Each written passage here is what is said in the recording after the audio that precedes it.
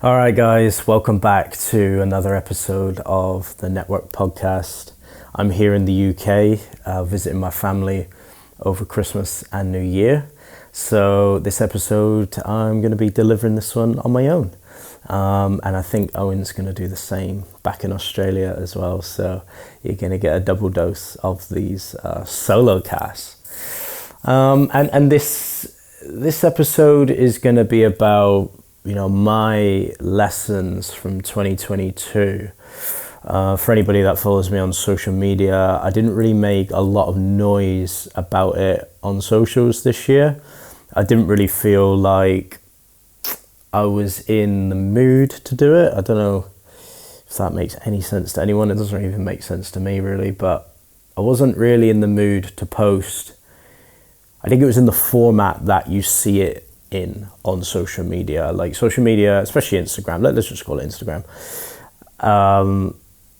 You see, it's like a highlight reel, and although there were too many amazing things that happened in 2022, there are also, a lot of the lessons are pulled out from the dark times in life, in a weird way. Sometimes, I think a lot of the time, not a lot is learned from the good times, which is weird. You'd think it'd be the other way around. You'd think life would, deliver lessons in the good times. I think some of the good things that you do learn from the good times is there's a lot of confirmation moments, when the good things do happen to you. They're very confirmational moments. But that's really like all I ever think I learned from that is like just confirmation that you're on the right track and things are all right. So without further ado, I'm going to get into my biggest lessons from 2022. Now, there are 20 lessons.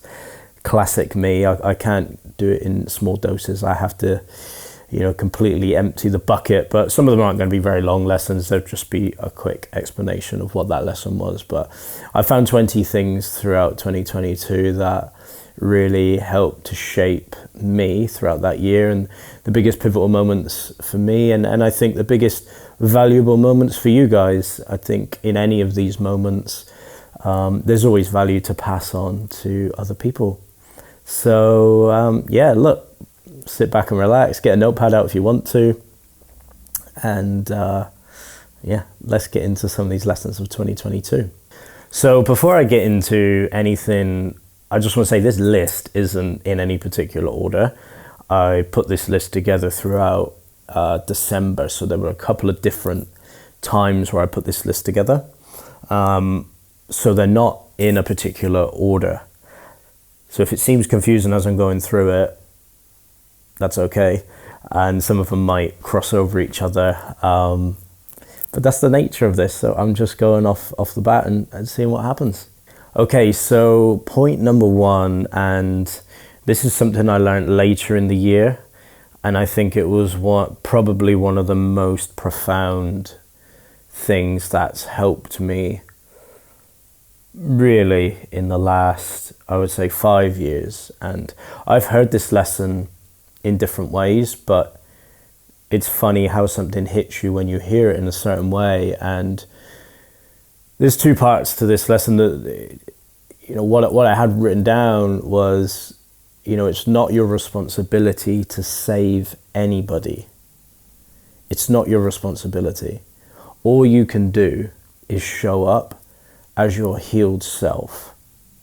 And if you are who you say you are, show up as that person. Now, it's a profound statement in itself, but the first half was from a guy called Eben Britton, and he's an ex-NFL player, and I've been listening to his podcast over the last 6 months. It's called Ebb and Flow, and it's a fantastic podcast. And he's out of the NFL now in America, a professional American football player for like 11 or 12 years or something, and now he's spending time finding himself. And that line just hit me really hard, because I journaled about this the other day, and how I'm feeling like a lightness about me these days, and a freeness in the mind. And I think it's because I've freed up that idea that I have to save people. You know, in psychology, they talk about how addictive becoming the savior is, like the savior archetype. And I freed that up in myself, and that line really helped me to do that. It was like, it's just not your responsibility. How other people experience this world isn't your responsibility. And that's just the end of that story. And then the second half of that line was from, again, our good friend and a mentor in many ways, Melissa Maskey. There was something that she said to me, you know, show up as your healed self. But you have to show up as your healed self, because if you are who you say you are, if you are healed, then you need to show up as that person. And that really struck. And I think that goes with that statement really, really well. It's like, all you can do is show up as your healed self and hope that energetically that passes on to other people. And it will, because everything is energy in this world. But, you know, if you are that person, you have to show up as that person. So I love that, you know. It's not your responsibility to save anyone. It's really not. It's exhausting. And for the most part, it's a very disappointing time, because a lot of people will find the help and ask for the help when they need it. And not when, you know, we abruptly step in and say, oh, I can see you're in pain. I want to help you. Because that's not considered feedback. You know, something we talk about at Area Academy is considered feedback, actually asking if somebody would like help or feedback or some advice before you actually give it. And that's a really great tip for anyone in life who's struggling with people around them who aren't learning from their mistakes or getting out of their own way or just moving in circles of pity. Yeah, always consider that feedback. And look, it's just not your responsibility to save anybody. So free yourself of that thought, because it's freed me massively. Okay, lesson number 2, again, is from our good friend Melissa Maskey. Working with her this year on the Enneagram and personality types was absolutely huge.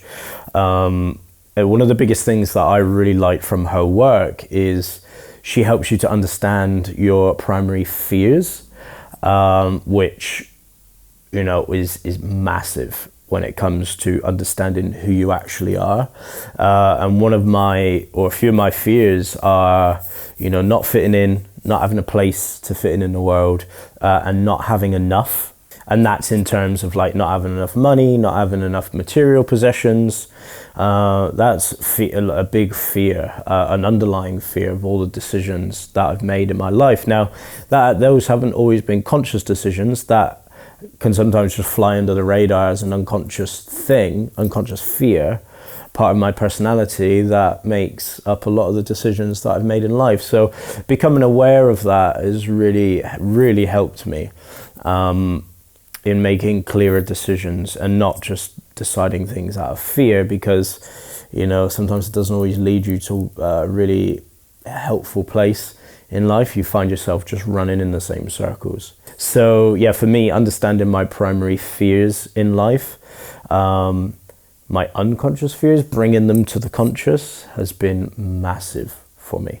And it's allowed me to work on areas of myself that I wasn't even aware of in the past. And it's brought light to those things, again, that I wasn't really aware of. And lesson number 3 is closely linked to lesson number 2. Again, Melissa Maskey taught us about our primary passions. So something about the work that she does is she'll teach you about your fears and then about your passions as well, what drives you. And, you know, for me, surprise, surprise, one of my primary passions is knowledge. And then some that come after that is money and material things. Now, I didn't like hearing that when I heard it, and it struck me a little bit funny, because I was like, I don't like my passions being money and material. But once you understand, and once I understood my fears, it made a lot of sense. And what Melissa goes on to explain and teach through her teachings is You don't have to act through passion. Now, I feel like in the Western world, we're taught so much that, you have to be passionate about something, follow your passions. And from what I learned about me, I don't like what my passions are, my primary passions. I like the knowledge part, but I don't like the money and material part. And again, if you're just acting through passion, you might not be making the world a better place, and you might not be making your world a better place for you. And that was massive for me. So what she helps you understand is, instead of acting from a place of passion, it's acting from a place of virtue. And that takes me on to, point number 4 is, what does your healed self look like, and how does that transpire into you moving and acting from a place of virtue? Now, for me, that looks like moving and acting through a place of detachment. Now, that was a really beautiful moment for me, because even before I met Melissa, I was moving from a place of detachment, but for me, I think I went to a bit of an extreme level, and maybe I needed to really get the lessons and the learnings and rebuild myself again. I went to the extreme level of detachment. I didn't care about material possessions. I became an absolute minimalist. I didn't care about fashion anymore. I just wore, plain black clothes. I didn't really subscribe to any kind of fashion sense. I grew my hair out, which, was part... at the time, I didn't really think it was detachment, but now I look at it, it really was detachment from image and ego self. And really just detach from any kind of identity with what I saw as material or money or anything like that. And, I went to the absolute extreme of almost losing myself in that detachment, which I thought was a good thing. And I still think was a good thing. And then when I met Melissa, it really helped to nudge me back more to a middle path of don't get lost in that. You still have to operate in this world. But that is the healed me, the kind of, I don't know, the most valuable, and I guess my favorite version of me is Leigh from a detached perspective. So I'm not attached to material possessions, to monetary possessions. I understand that deep down somewhere in my personality, that one of my driving fears is not having enough. So as long as I have enough to get by, and I have enough to provide for my loved ones and the people around me, and the things that I want to do and the businesses that I'm in, then that's fantastic. I think if I start to run off and start to use money as a passion and material as a passion, well, I've already seen how that transpires in my life. I get extremely competitive. If I look at anything that I've ever done in my life, I've had to do it to the highest level. And once upon a time I thought, oh yeah, that's because I'm just interested in doing things to a high level. I like technique, which I do, in hair, in any sports that I do, I really pay attention to technique. But what I've really learned is that it comes from a place of fear. And the fear is not being enough, not having a place to fit in, and basically just not having enough of anything. And that's a fear. And that's what has driven a lot of my perfectionism, a lot of my competitiveness, and a lot of the things that I've done in my life. That's been an unconscious underlying energy in my life. And last year, I made massive strides in understanding it. I feel like the last 3 years, I shifted it, but it was uncontrolled shifting. I was going to an extreme level of detachment, where I think this happens to a lot of people when you're going through almost like a rebirth phase in your life, is you almost get to a point of what's the point in anything? I was detaching from almost everything, and it was what's the point in anything? And that's a weird place to be as well. So yeah, that learning and lesson from Melissa about how to work and move from virtue was unbelievable. And moving through a place of detachment as virtue is awesome. Like, I just let go of so many ideas and ideals, and I'm not worried about doing competitions anymore. I'm happy to let those go before me, whereas I wasn't in the past. I had to be the best and I wanted to be the one, and that came from fear. So again, that's added so much lightness and freeness to how I am and who I am now, in this new year and this new phase and this new season of life. So yeah, really, really grateful for those lessons. Okay, so lesson number 5, the importance of a safe space, what that even is and how to hold space. I think in the past, I have rarely felt safe anywhere, really, if I really think about it. That's not physically. I think it's more, it's definitely emotional safety. I don't think I felt emotionally safe in many places in my life, and I learned this through the Kerwin Ray space, a bit of a tongue twister, the Kerwin Ray space that we've been hanging out in this year. And it's funny, I was saying to Owen, like, after one of the workshops that we went to, I was like, wow, like, how sad is it that it took me like 30 years to find a safe space. And it's funny, it came from a bunch of men, a bunch of men crying and sobbing and really showing their emotions. But the biggest thing that I now know is a safe space is a place free of judgment. And that is what I haven't found much in my life. And that's not a dig, that's not a judgment, that's not anything. That's purely just an observation. If I look back as to why I haven't been emotionally available, or I haven't really been able to dig through some certain things, or certain relationships have failed, or whatever, friendships or people that I know, or things haven't gone quite right, it's because I haven't felt emotionally safe. Now, that's going to exist on a scale for some people. Some people might not need to feel that amount of safety, and some people might need to feel a massive amount of safety. But what I've learned for myself is, again, this is just an observation, this is not a judgment, from younger years, whether that was around family, whether that was around being at school, whether that was around friends, there was judgment around emotion. Now, that's not to blame anybody, that is generational for the most part. Men in working class England were judged if they showed emotion. Now, I'm so fortunate that I've noticed that early in life.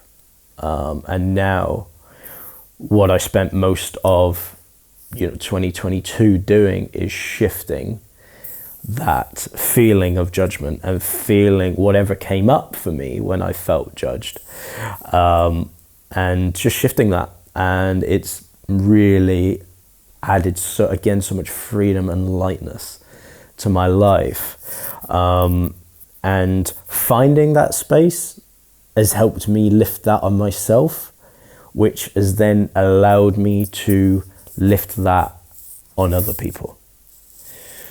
So what I didn't realize, and this is not an easy thing to talk about, but what I didn't realize prior to the last probably 2 years is that I carried a lot of judgment with me, because I judge myself from the frameworks that I know from childhood around emotion. So yeah, I had to find a safe space, and thank God I found it at this point in my life, because now I can move on through my life a lot lighter and a lot freer, without that judgment. And it's amazing to witness myself and have the awareness around myself when I'm in situations and scenarios where I feel like there's judgment coming on. I'm just aware of it now, and I just don't let it affect me. The energetic bubble goes up, the guard goes up, and I can just protect myself against it and not let it affect me, because I now understand where it comes from. A lot of it's generational, and people weren't allowed, they were judged, and they weren't allowed to show emotion, and so then they judged on anybody who showed emotion, and it's just passed down generational. It's not a dig or a judgment or a blame on anyone. It's just an observation of what's happened. And I think one of the really cool things about that now is I can stop that in its tracks for me and my loved ones, and whoever comes after me. If I have kids eventually and a family, even at the academy, all the students and people that we mentor and people that we coach, they're like family. They're essentially like my children, in a sense. I have they look up to me in terms of advice and emotional stability and how to get through life, and I can approach them in a really safe way and give them a totally safe environment to be who they are, who they need to be, and validate every single emotion. And we can work through it, and we can move forward and build stronger, healthier, more emotionally resilient and flexible human beings. All right, moving on to point number 6. This is closely related to the safe space. It's learning how to listen.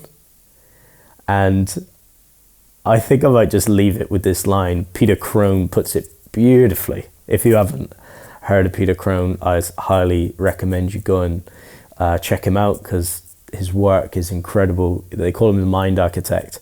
They say it's like meeting Einstein and Buddha put together in the same person, because his articulation and his ideas are absolutely incredible. And he says, true listening happens in the absence of the you that is trying to survive. Now, just think about that one for the minute. True listening happens in the absence of the you that's trying to survive. Most people in communication listen to respond or react. They don't truly hear the person and meet them where they're at. And I feel like that is one of the big key points to creating a safe space as well, is being able to listen. And it's worked massively on me, and I think that's why I resonate with it so much, is because when it's happened to me, wow, do you feel seen and heard and acknowledged and loved, essentially. I think that's all I really need to say there, is like really learning how to listen. It has been amazing. And the last point in that line there, in the absence of the you that's trying to survive. Humans are hardwired to survive. And a lot of our survival comes from our fear. And if you can conquer your fear, or conquer your underlying fears, or understand your underlying fears, that will definitely help you to be a better listener. And in turn, you will hold safer spaces for everybody that you come into contact with. So, learn to listen. All right, point number 7. So, something that I learned, was probably before 2022, but implemented massively in 2022, thanks to the support of Owen, my business partner, as you all know, we're the co-host of this podcast, and basically the guy that is my soundboard. He gets to put up with all of my ideas and all the crazy stuff that's going on in my mind. We've really implemented this year the power of planning and the power of goal setting. And I just want to set this one up with that great quote of an idea without a plan is just a dream. And that couldn't be more true. And I think at this point in the year, that's a really big thing to think about. Is like, it's the beginning of the year, everybody's probably got their New Year's resolutions, and they're really a bunch of ideas. A lot of people say, oh no, they're goals. It's like, well, they're not really goals unless they have a plan. Because a goal without a plan, again, is just a dream. And a dream, I mean, it's just floating around anywhere. You could just, it's like throwing spaghetti on the wall and hoping it'll stick. Yeah, putting a plan to these goals is paramount, really.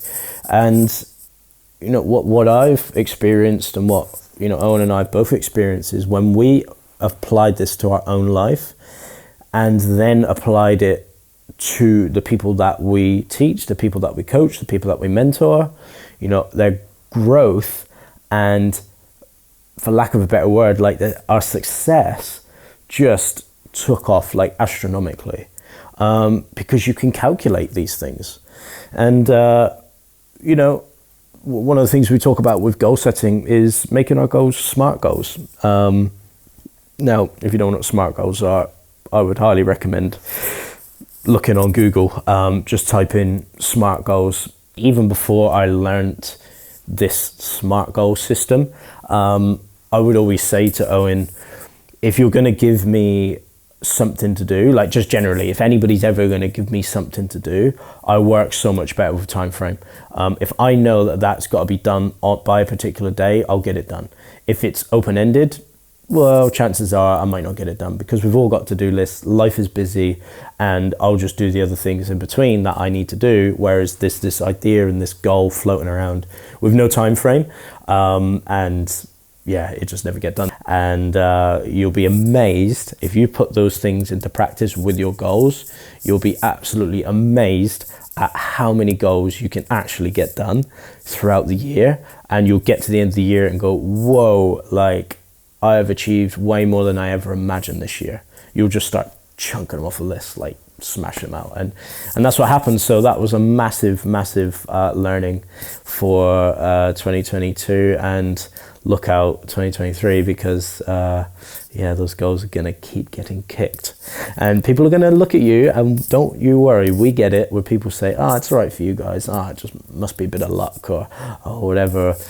A lot of people think your successes and your your growth comes by chance, comes by luck. Well, it's actually not. It's actually very calculated. At this point in time, it's very calculated, and it's amazing what we see happen purely through the power of planning and smart goal setting.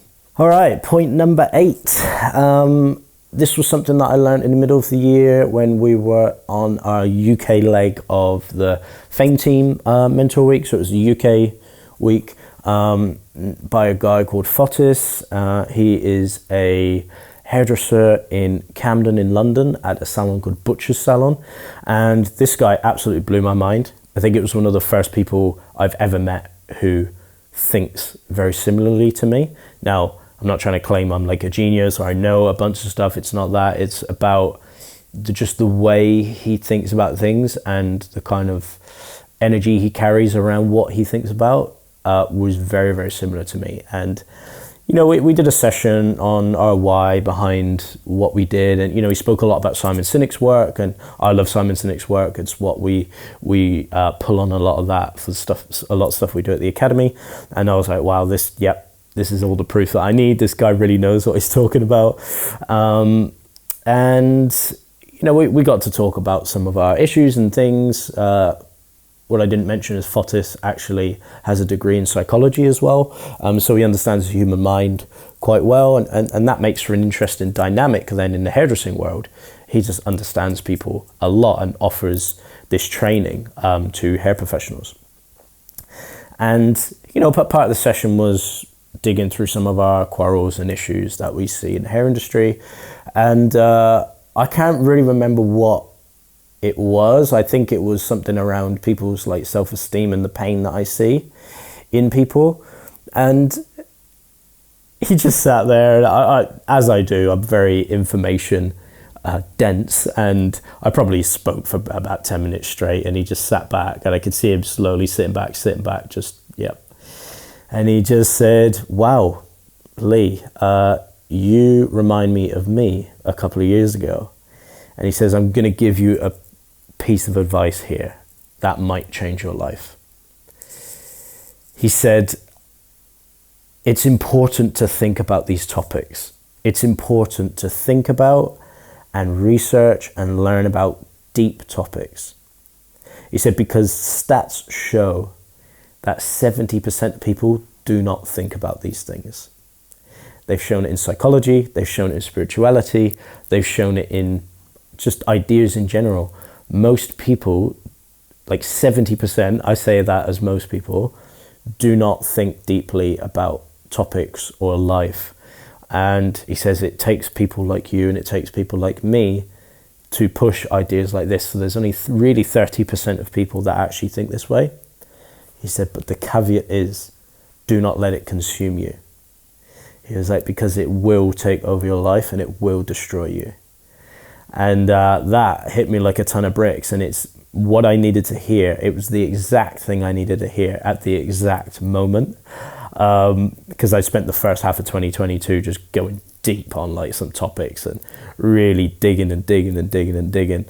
And you know, he said it, and much like I said at the one of the earlier points in this video is, you know, you can get to a point of thinking like, what's the point in anything?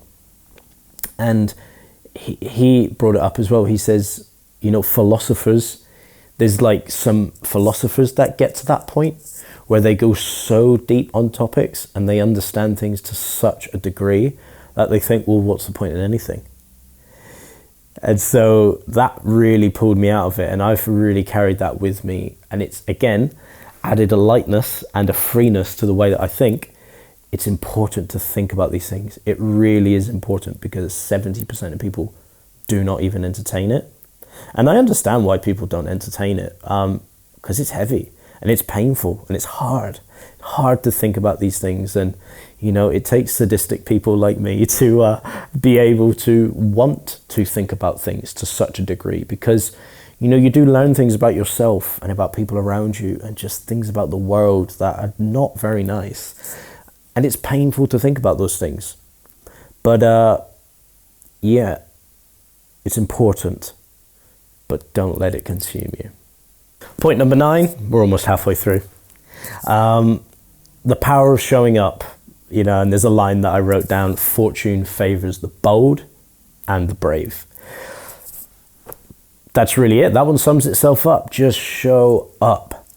You know, I think there's power in saying yes. Say yes to as much. If you're early on in your career and you want to network and you want to make new connections and you want to meet people and you want things to happen for you in your career and in your life, say yes.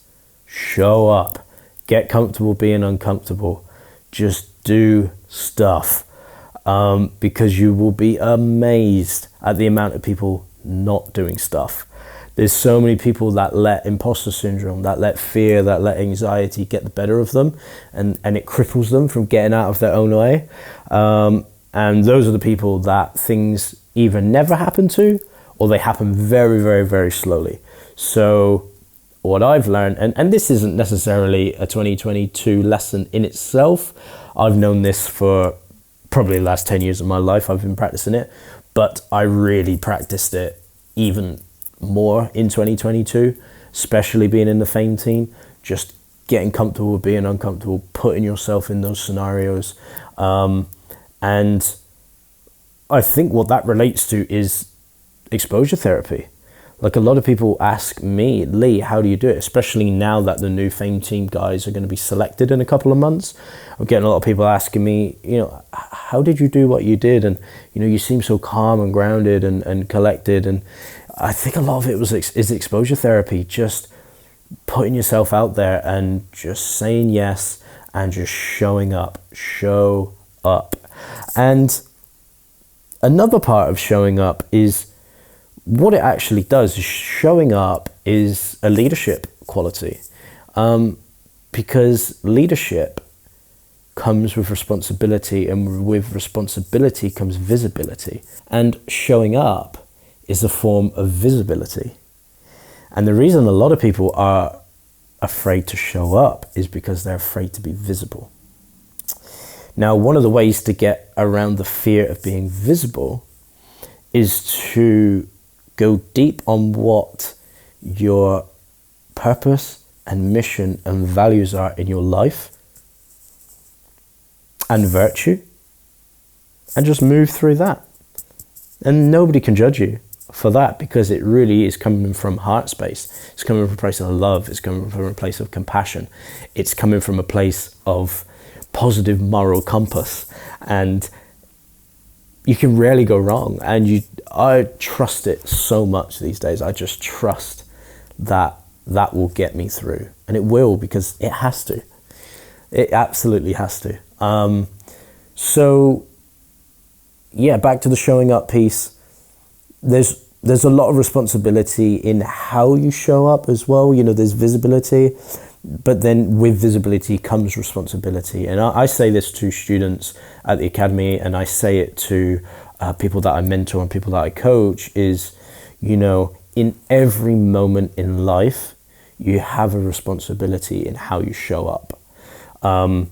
And that is something that I carry with myself everywhere. If I don't show up as the healed me, if I don't show up acting from a place of virtue, if I don't show up through my purpose, my values, and my mission, how can I expect anybody else to? And how can I expect to make my environment a better place, which will make my immediate environment a better place, which will then make the outer rings of that better and better, and the city might get better, the country might get better, the world might get better.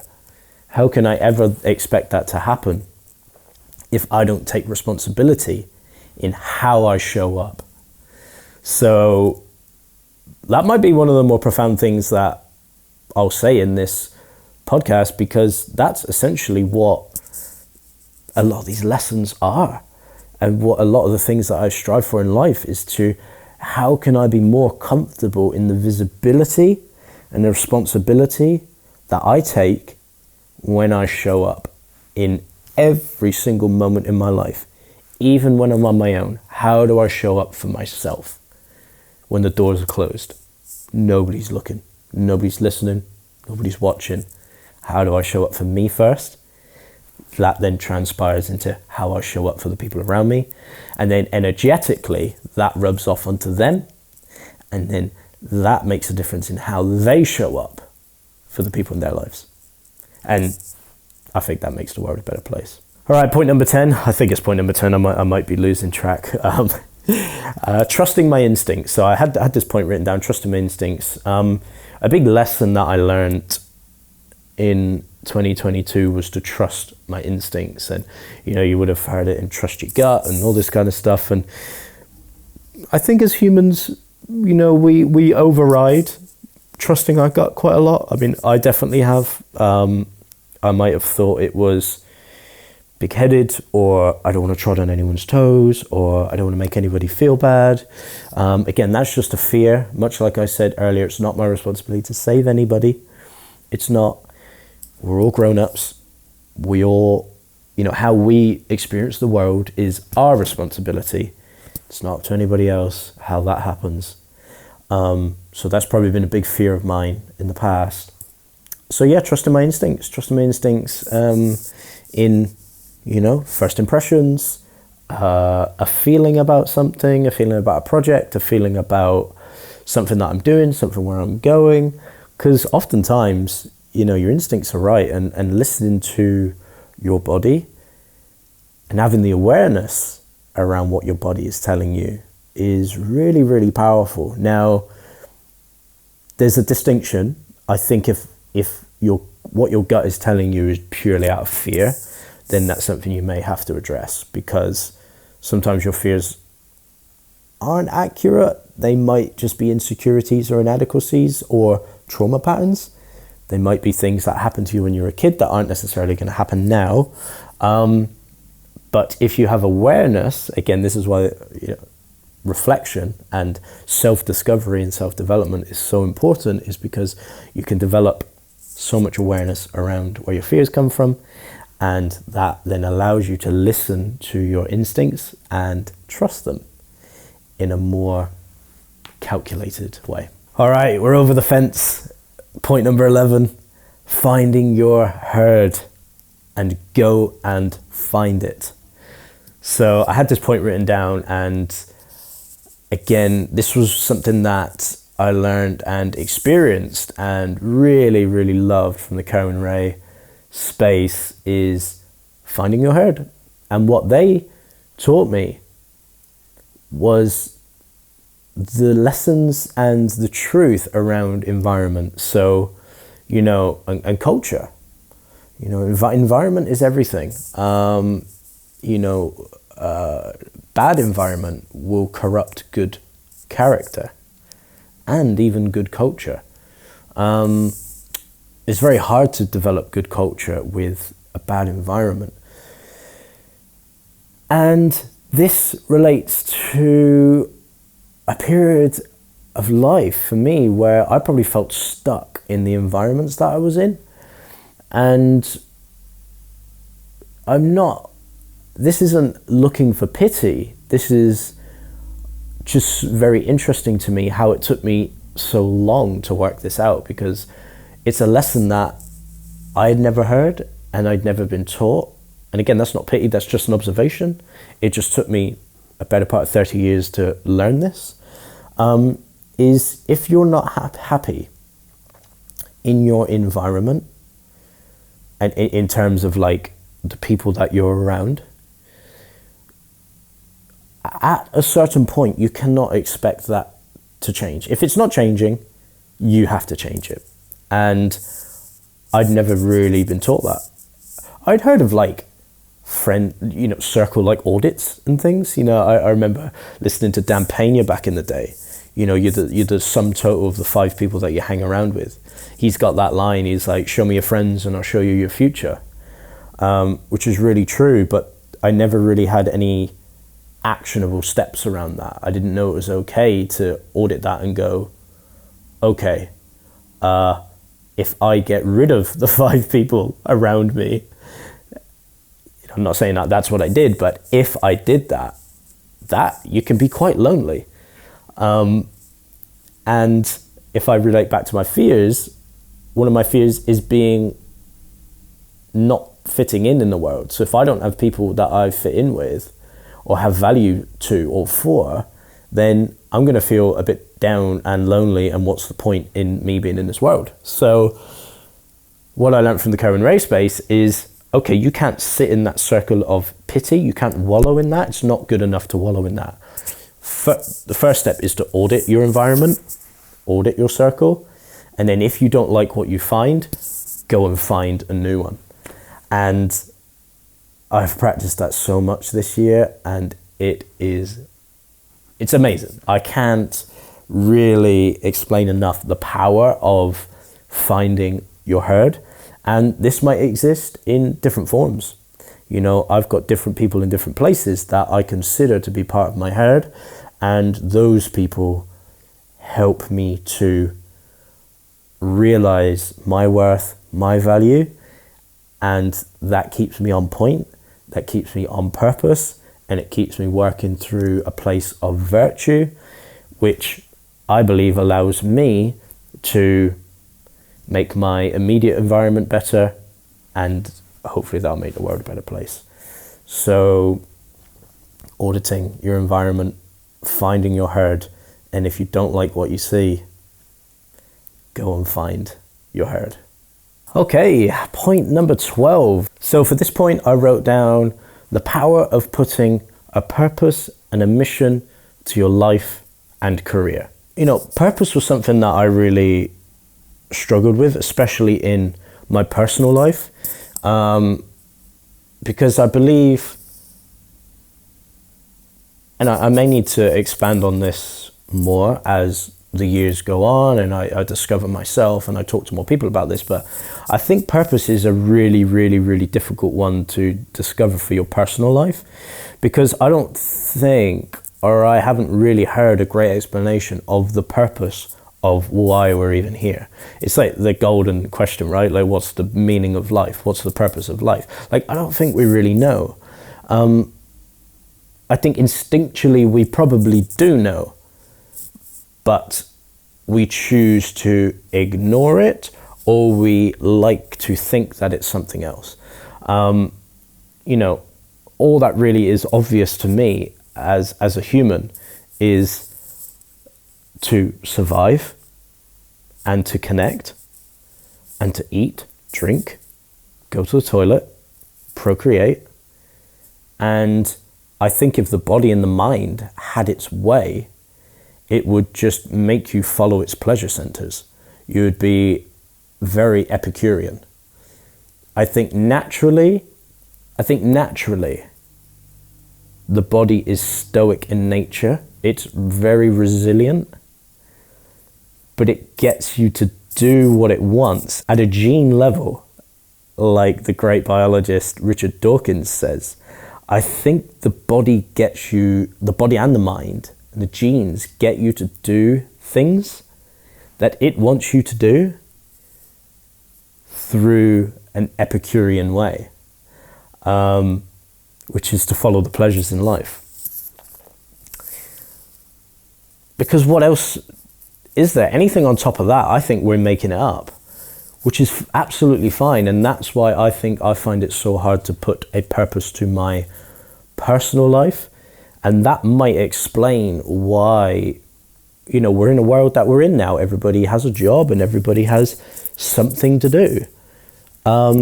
Because outside of survival, if that really is a purpose of a human, the survival of the fittest, as Dawkins kind of talks about, at a gene level, he believes that genes, that's what they want to do, is pass on the strongest genes, and they do that through us. And the way that we're stoic in nature, we're very resilient and we can survive, and the way that they get us to do it is through an Epicurean nature, to follow our pleasures. That's why we have reward and pleasure centers. Outside of that, what is our purpose on a personal level? Because in this modern day, we have taken all of the struggle and the difficultness out of survival. We've made it very efficient, and we're in a world of ease and efficiency in terms of a survival standpoint. You know, our food is farmed for us. We have hot and cold water clean water whenever we want it. We have heating on demand. We have shelter. Most people have shelter. I know there are some unfortunate people that don't have shelter. And, you know, we have clothes. We wear clothes. Like a lot of what we do, we have amazing technology. We have, you know, a modern health system that is incredible at combating acute illness, disease, and accident. So, you know, outside of that, what is our personal purpose? So that was really, really hard for me there for a long, long time. And in 2022, I think I finally understood it more. And, you know, it started through putting purpose into our business, through Area Academy, and that is to build and inspire lives through hair. And for me, you know, I think I would even just take the through hair thing off, and my personal purpose is to build and inspire lives, you know, through love and compassion and connection. And just to discover myself and develop myself. So again, I can make my immediate environment better. That will make the outer ring a bit better, and that will make the world a better place. And me just keeping my corner clean. And that was really it. So, but when I got to that place, and when, if you go through this place of finding a purpose, and a mission for your life, it becomes so much easier to plan and set goals and create a path for your life and just find out where you're going. It becomes very crystal clear, and this, I believe, for me, it reduces anxiety, it reduces depression, it reduces analysis paralysis, and it gives you direction in life, and it allows you to monitor that and really put together your compass. Where is your moral compass? And it allows you to dictate that. So really, finding or trying to put a purpose to your life and a mission and a set of values will completely change the game. It will keep you on point, on purpose, on time, always. This next point is do the things that bring you joy, and don't forget to have fun. Now, when I learned that one, it just smacked me in the face. I learned it in 2021, and that was one of my resolutions for 2022, and I practiced it all through 2022. And I think if anybody follows me on social media, it was apparent that I was definitely trying to have more fun than I normally do, because I can be quite a serious person. Again, my mind favors information, and then when you get into information, they're just a lot of times it's serious topics, and I don't mind being that person, but for me, I found that I was neglecting a bit of fun, and why do the things that we do if we're not going to have fun with them and enjoy them?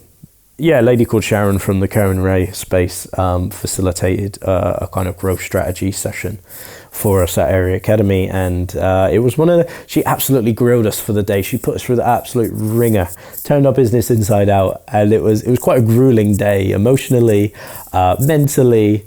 We had a lot of thinking going on. We used a lot of energy thinking, and it was one of the last things she said in the day, and I think it probably was the most profound thing she said for the day. And she said, remember, guys, do the things that bring you joy. And I was like, that is just, yeah, you're right. I need to do more things that bring me joy. And what that led to, and kind of I took that on my own thing, is don't forget to have fun, essentially. Schedule fun time. And fun is what, it's not, I don't know, jumping with joy and doing whatever anyone else thinks that is fun to them, because we're all unique, right? And what's fun to me might be different to you, and what's fun to you might be different to the next person. That's fine, but find what you think is fun, and don't forget to incorporate that into your weekly structure, bi-weekly structure, monthly structure. Just make sure that you're definitely having some fun. And one of the other things that I've been playing around with, and that some people find tricky with scheduling time for fun or doing things that bring them joy, is that it can still be quite structured. And for me, what I found really beneficial was giving myself unstructured time. Now, unstructured time is different to planning fun, because it's still structured. You're like, right, I'm going to go play golf at 12 p.m. and I'm going to do it for 2 hours, and I'm going to hit 18 holes and blah, blah, blah, blah. It's still very structured. Unstructured time for me has been almost even better than planning a fun activity, because I find I have more fun because I wake up, it's usually on a Sunday, and between the hours of like 10 and like 4, let's say, it's unstructured time. And whatever happens. If I want to get up and just sit straight back down again, that's what I do. But if I want to get up and go out on my rollerblades, that's what I do. If I want to get up and I want to research something, that's what I'll do. If I want to get up and watch YouTube for 4 hours straight, whatever it is, if I just want to go outside and sit in the grass for like 2 hours, that's what I do. And that giving yourself unstructured time is so good for the brain, because not only is it very freeing, but it gives you time to think. It gives you time to, like, all these ideas just come into your head. And I think that's one of the lost arts of the modern day, is allowing ourselves and giving ourselves time to think and really just let ideas come to us. Because, technology was meant to give us more of that time, but as humans, we didn't do that. We filled every waking, living, breathing moment, second, with something to do. And I feel like that is one of the issues of our time, is that we don't give ourselves time to think and come up with new ideas. And that could slow us down in progressing as humans and just creating a better world for ourselves. This next point is very closely related to having fun. It's the power of rest and recovery. Now, again, I learned this from the Kerwin Rae space. They do like these funny audits on you, and you know, it was something along the lines of, you know, what's your week looking like? You know, it was at the point where Owen and I were talking into a lot about like burnout and, you know, working at the kind of upper ends of our capacity in terms of like work that we take on, things that we think about, an emotional load and all those things. And there was one guy there, I can't actually remember his name, but he said to me, "You really struggle with taking some time off, don't you? You really struggle with resting, don't you?" And I was like, oh shit, like, yeah, I actually do, like, because I feel guilty for doing that, you know, again, because that was playing into a fear of mine or a bias that I had to save people.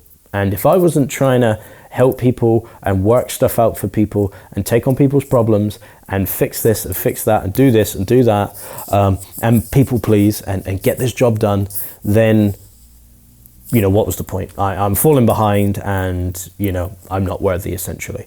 And this guy said, oh, no. It was like, no, rest and recovery is going to be the thing that allows you to do even more of that. And I was like, nah, no way. Like, there's no way I'm just giving myself a full day off a week. Because at this point, Owen and I, we were both working like 7 days a week around the clock, like no joke. And that's not advice I would give somebody. And this guy said, no, that needs to stop. You need to go, and he made me get my calendar out. I got my Google Calendar out, and he said, every free day that you see in the next like 6 months, block it. It was like, block it out, you know, around a weekend. And so I did. I went through and blocked out every Sunday and Monday that I had free as provisional rest and recovery time. And at the start, you know, I was giving myself like Sunday and Monday rest and recovery time. Like, I'd do a bit of work up until about 10 a.m. And then from like 10 a.m. to like 5 p.m. or 4 p.m., whatever it was rest and recovery time. So I did not do work. I did not think about work. I did not think about solving people's problems. I did things for me. Whether that was go for a walk, whether that was, you know, go in the float tank, whether that was, whatever it was, sit in the grass, go hang out in the sun, whatever that was, read, meditate, get on the Shakti mat, cold plunge, breath work, you know, that I really just amped all of that back up again. Doing yoga, that's where it started, and I needed like to do that 2 days a week. And then I was like, I'm getting the hang of this. This is good. And then I pulled it back to 1 day a week, and now it's just a staple in my life. Like, I do not feel guilty about taking time off at all anymore, because what I've realized is, wow, it makes me so much more productive. I can do more of what I want to do at a higher level, you know, and I'm filling my own cup first. I'm filling my cup up so much that I have so much more to give to other people at a higher level and of higher value. And again, you know, what's my mission? What's my purpose for my life? To build and inspire lives. And I want to do that at the highest level. And again, getting back to one of my other points, I have a responsibility in how I show up. And if I'm showing up tired, burnt out, only 50%, you know, I'm short, I'm snappy, I'm not holding a safe space, you know, that's not good. That doesn't align with my values. So rest and recovery it's been huge this year, and you know, getting over that fear of like feeling bad about it has been absolutely paramount. And that relates all the way back to, you know, a trauma pattern that I had to trace back to as a kid. And I won't go into that because I've probably spoken about it in previous podcasts, but you know, it's about getting deep to those points and just finding out where that fear comes from, and doing a bit of shadow work, doing a bit of story work, and digging that out, and you know, reframing your relationship with those moments and those fears stuck in your nervous system. And for those people that follow me, you might have seen Owen and I, we've taken our rest and recovery to a new level. We've jumped on the Whoop wagon. So we have these Whoop bands now, which are absolutely incredible. And I'm finding out and learning even more things about my rest and recovery, and really fine-tuning my practices even further to elevate and put me into peak states of recovery. And it's just been incredible. Like the last kind of 3 months that we've had these, we've noticed massive differences in our output purely from really fine-tuning our rest and our nutrition and all those kinds of things to really push our recovery through the roof. So that is the power of rest and recovery. Don't feel bad about taking days off. Don't feel bad about sitting on your butt every now and then. So this next point is a really quick one. It's relating to like everything that I've been talking about here. There's a line I just had written down, and it says, these are all lessons from the dark. And I heard it from David Goggins. He says, because a lot of people think he's mental, right? He runs like 200 miles and does these crazy runs and things, and he truly is on a road of self-discovery. He just wants to discover his mind to the fullest. And I love that about him. And I really like to sit in those places as well. But one of the issues with those places is that it's generally like in the darkness. He says, I'm a master of the dark. And like I said at the beginning of this podcast, a lot of the time, the lessons that we learn about ourselves are in the darkness. So, learn to love that too. There was not everything can be all glitz and glam and light and happy and all that kind of stuff. There's things to learn in the dark. So don't be afraid to go there. Get support if you have to. And a lot of the lessons are learned in the dark. And what the trick is to bring light to those dark times and those dark places of yourself. And you can only do that if you go and find it. You can only bring light to those things that you find in the dark if you go and find them. If you don't, then they might always stay there. So don't be afraid to go there every now and again. A lot of lessons come from that place. But just have frameworks and ways to shine light on it and pull yourself right back out the other side. Okay, this one kind of relates to the last point, is like the talking about being in the dark, and this one was more about shadow work and ego work. Something that Kerwin Ray said on stage, which really, I remember crying at a Nissi event about this point, and I just had tears rolling down my face, and it even makes me emotional thinking about it now, because I never had really heard anyone talk about it like this, and it really hit me. And he spoke about, he wasn't great at making friends. He didn't have a lot of friends, and I've mentioned this in a previous podcast. I think it was in the last solo cast that I did, and I don't think I'm great at making friends, or at least I wasn't in the last 5 years. In my adult years, I was fantastic at it as a kid, because I was a bit of a chameleon. I could blend with all sorts of people and whatever else. And I had a lot of friends as a kid. But in my adult years, I've moved to Australia, and you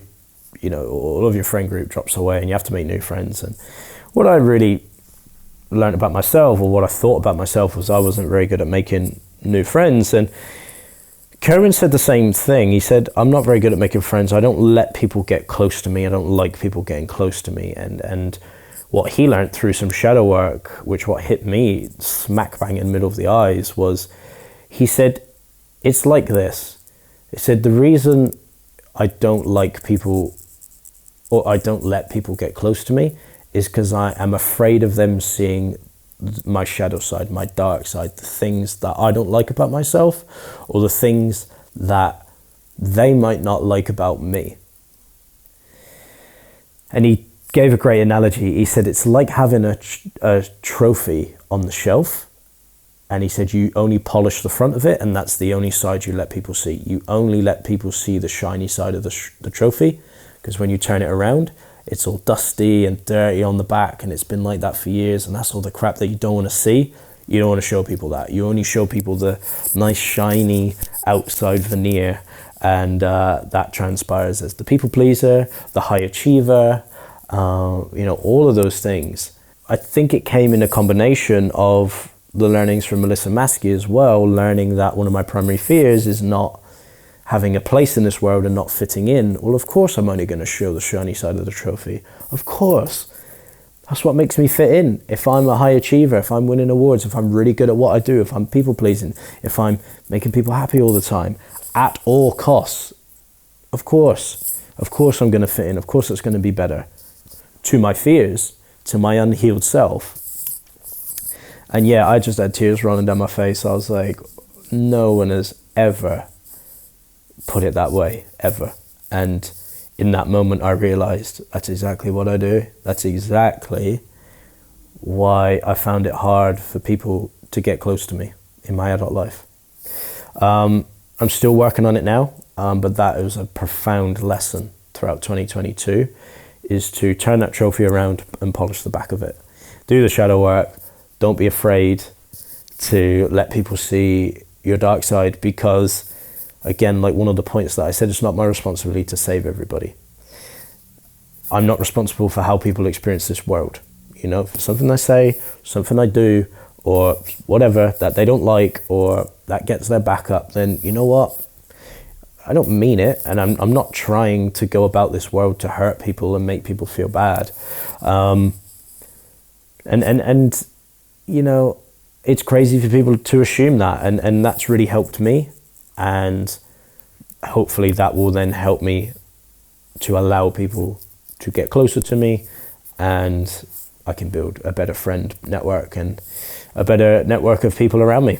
But it is funny, that ties back to judgment, right? Like a safe space, as I explained earlier, it's rare that I ever felt emotionally safe around people. Now I know how to not let that get to me, and that's what's allowing me to allow people to be closer to me.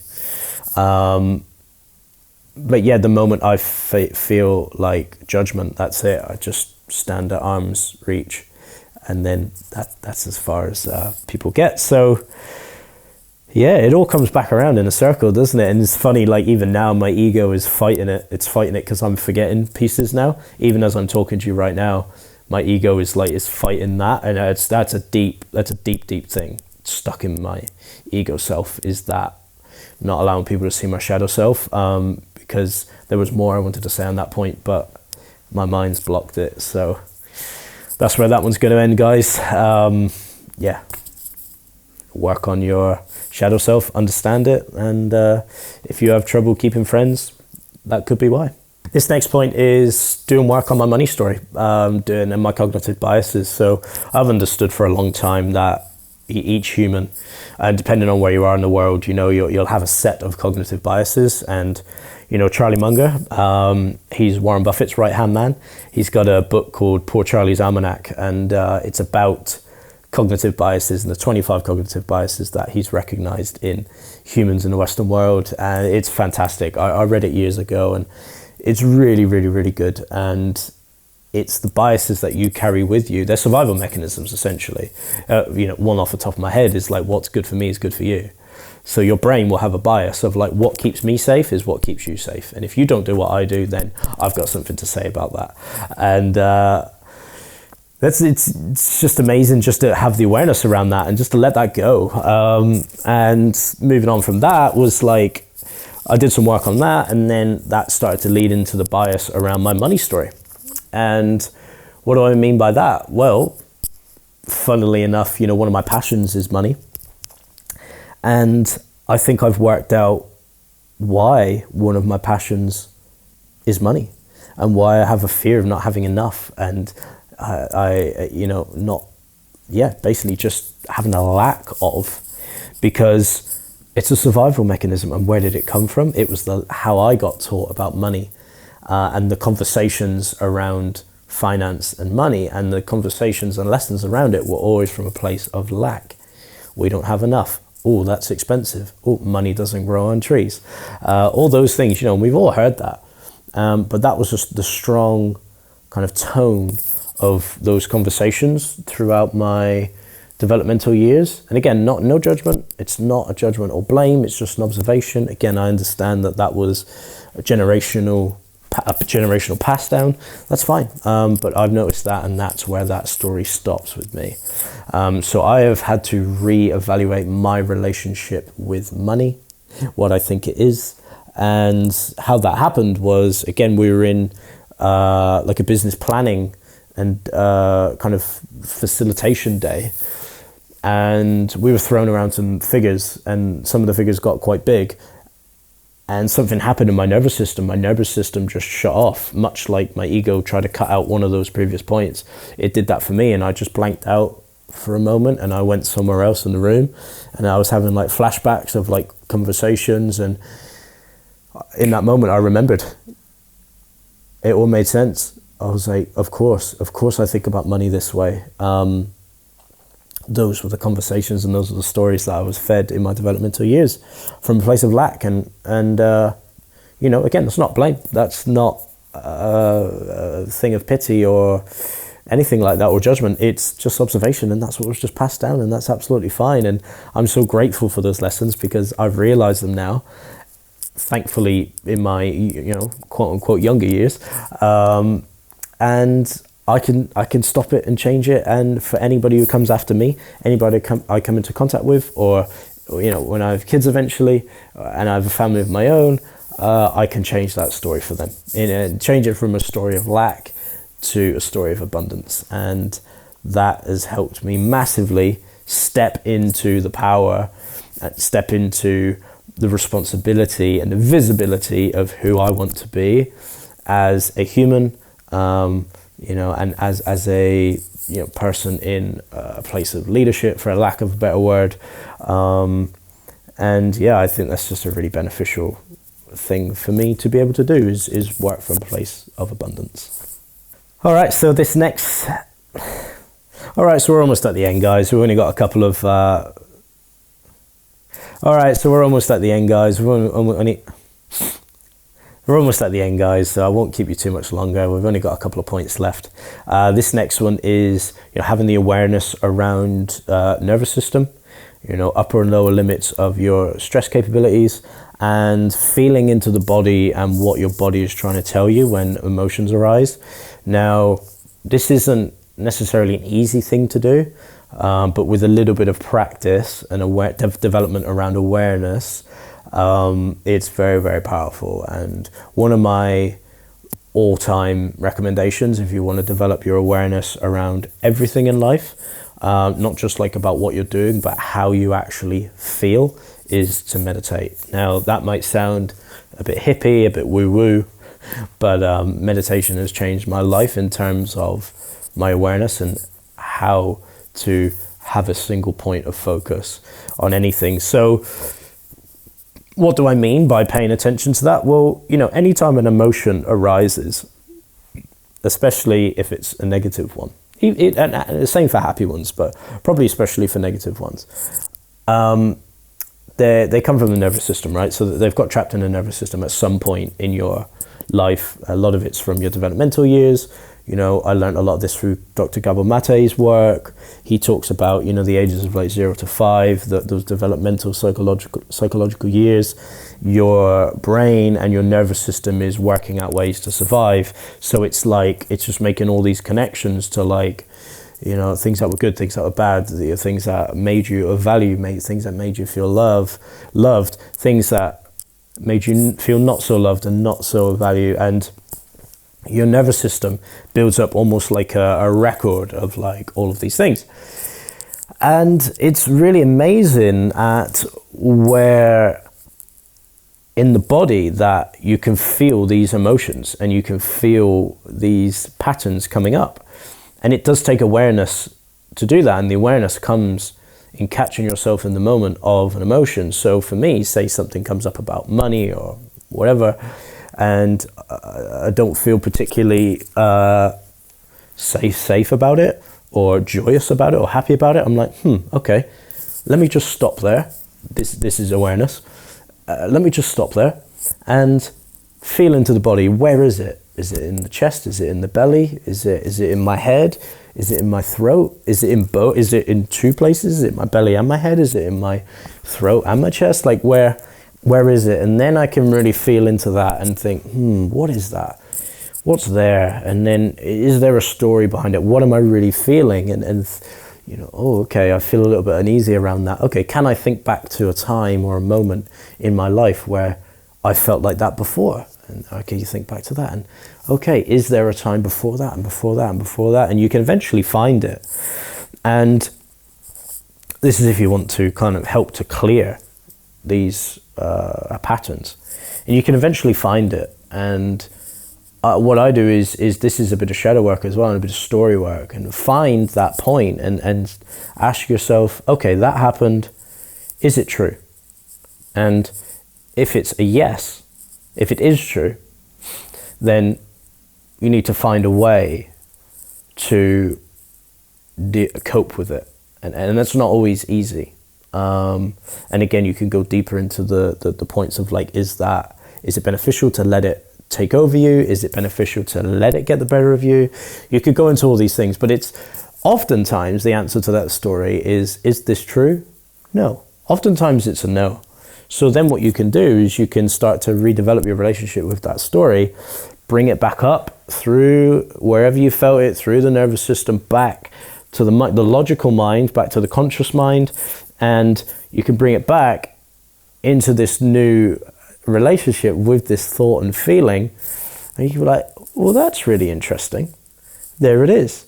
And you've just developed this whole circle of awareness around what that feeling is, where it's come from, whether it's true or not, and you can redevelop this relationship with that feeling around the certain thing. So like my thing with money. It's like if that feeling of fear comes around, like lack of that I'm not going to have enough, I go, okay, where is it? Oh, it's up in my chest. It's in my belly. Oh, it's making me feel sick. Oh, okay, where is that? Okay, is there a story around that? All right. Well, when I was younger, maybe there were stories or lessons around money doesn't grow on trees, or that's expensive, or that blah, blah, blah, blah. We're not made of money, whatever the story might be, and whoever that came from. Okay. Are most of those stories true? Not really. It's not very helpful to believe that they're true either. So I can come back through. Well, that's not really true. So I'm going to choose now to move from a place of abundance. And that's really, really powerful. And even if you don't want to do that, even if, that's not viable in the moment, at least you can still catch yourself. And if it keeps coming up, have the awareness around, wow, every time I think about that feeling comes up, I get tight in the chest. That's something I need to think about or work on, or go get help, go see a therapist, go see somebody about it. And then maybe they can help you unpack it. Go see Melissa Maskey, she can help you unpack it. There's so many people, therapists and healers out there that can help you unpack these things, but it starts with the awareness around the emotion, and then the emotion, where is it in the body, locate it in the body, and you can start to connect these patterns, and you'll be amazed at the benefits that has in your life. For me, like, I do it with every emotion now, and it's made me just let go and free so many of the thoughts and the biases and the fears, inadequacies, insecurities that I've ever had about myself and about my life. And it's just such a free place to be. Things about image, things about money, things about whatever. I'm just like, great. A lot of those stories aren't true, my friends. And what that does is it frees up energy in my mind and my body and my nervous system. Number one, I'm happier. Number two, I'm healthier. Number three, I've got more energy to be of value to the people around me. And again, I think that only makes the world a better place. All right, so you'll be glad to know that this is the last one. So if anyone's been keeping count, this is actually only point 19. There's not going to be 20. I'm so sorry. as I was going through my list, I realized that I put the same one twice. So 19. And you know what? An old me would have got caught up in perfectionism and people pleasing and been like, I have to come up with a 20th point, but I'm not going to. It's fine. I'm going to get out of my own way. I'm not going to get stuck procrastinating. I'm not going to get stuck in analysis paralysis. I'm not going to get stuck in people pleasing. We got 19 points and that's it. Some people will be like, yeah, but you said there was going to be 20. Now you're only giving us 19. Yeah, at the start, in my heart, I believed that I was going to give you 20 points of value, but I was wrong, and it's okay for me to be wrong. So I'm okay with it. It's fine. Now, this last point, it's a heavy one for me. It's funny that it's last on the list. It's family, and you know, the importance of your family. You know, I've been in Australia for 12 years. I think for the first probably 8 of those years, I'm not going to say I didn't value my family. That's a ridiculous thing. I've always loved my family. I probably just didn't put enough importance on the value of family. And what I've realized, you know, as I've gotten older, I'm going to extend that a bit. I'm going to extend it to family and friends. Because, you know, family and friends, especially some of the friends that you make earlier on in your life, they are partly responsible for who you are. They make a part of you. And yeah, they are just, they're such a prime part of you and your life. And for me, you know, I didn't realize that for the longest time, or I didn't put enough value and importance on that for the longest time. And, you know, without that, the world can be quite a lonely place. You know, I think if you're going through life and you don't have those people around you that truly understand you and just get you, then the world can be quite a difficult place to be in. And I think I have this opinion, and again, this is just my opinion, this doesn't go for everybody, because of, moving to the complete opposite side of the world and having to start those relationships and connections again. And what I've realized in my adult life is, like, it's hard to find those connections again.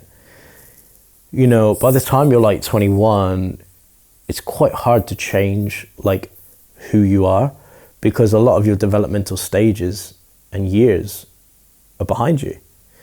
Yes, you can consciously change those things. Now it's a lot harder to do, and you know, that's the work that I am deep in these days. I consciously try to work on certain things about myself and about my life, and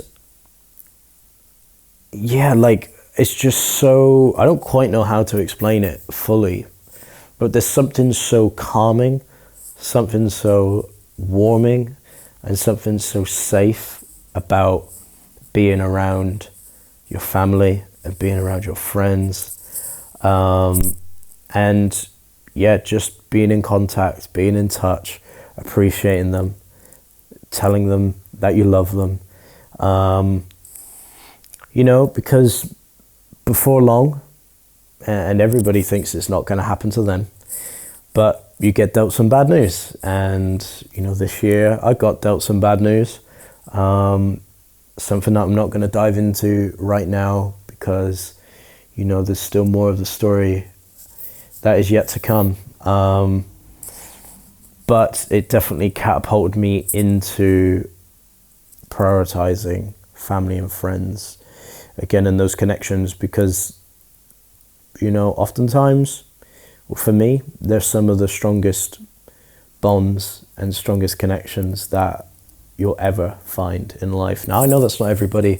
I know not everybody gets along with their family. I get that. And, you know, I feel that. I definitely feel that. But for me, you know, I appreciate my family.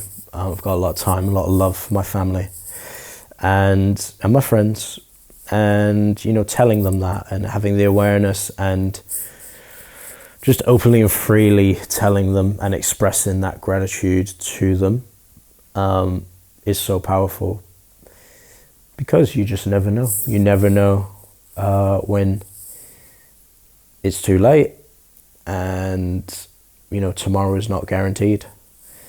And that was a huge lesson from 2022. A big confirmation moment for me that is a great thing to focus on, is family and friends. So yeah, look, that ended on a bit of a heavy one, didn't it? I don't really need to go too much deeper into that one. Just, be there, support the bond of a family, the bond of close friends. It's hard to rival. As humans, we are wired for connection. We're conditioned for connection, and because connection adds to a part of our survival. I think initially in hunter-gatherer times, in early human times, we would have relied on people. We would have relied on connections. It's impossible to do this life on your own in that type of world. Like, if you're a hunter-gatherer, it's impossible to do it on your own.